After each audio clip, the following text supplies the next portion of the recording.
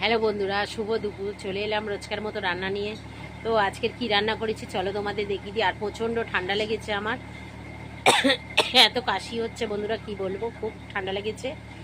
আর আর এখন কি রান্না করেছি চলো তোমাদের দেখিয়ে দিই কি রান্না করলাম আজকে।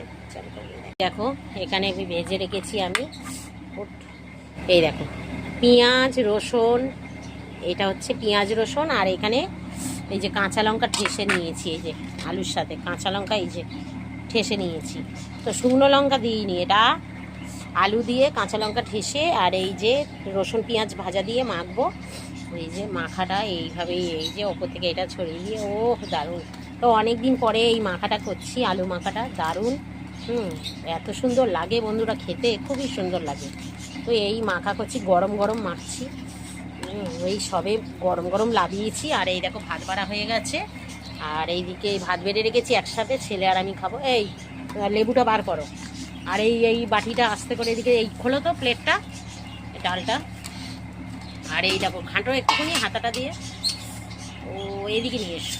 হ্যাঁ, এটুকুনি হাত ডাল, বাপ রে বাপ, সে লাট্টুর মতো পাক খাচ্ছে। এই দেখো, আমাদের ডালটা বলি না বন্ধুরা, আমাদের ডালটা ঘনই হয়। এই যে পেঁয়াজ কাঁচা লঙ্কা পাঁচফোড়ন দিয়ে ডাল করেছি, এই যে ব্যাস, আর ঘাঁটতে হবে না, ছাড়ো।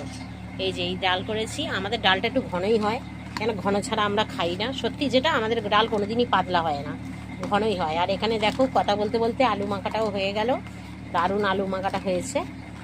শুকনো লঙ্কা দিই অন্য দিন, আর আজকে বলি না শুকনো লঙ্কা দেবো না।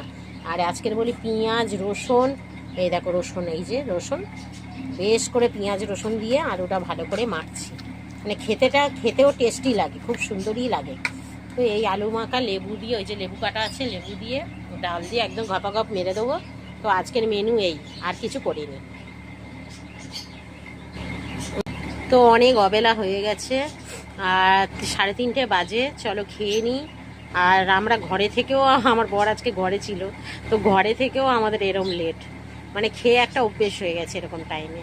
তো তাড়াতাড়ি খেতে পারি না, যার জন্য এত দেরি হয়ে গেছে। তো চলো বন্ধুরা, সবাই ভালো থেকো, সুস্থ থেকো, ভগবান তোমাদের মঙ্গল করুক। চলো টাটা।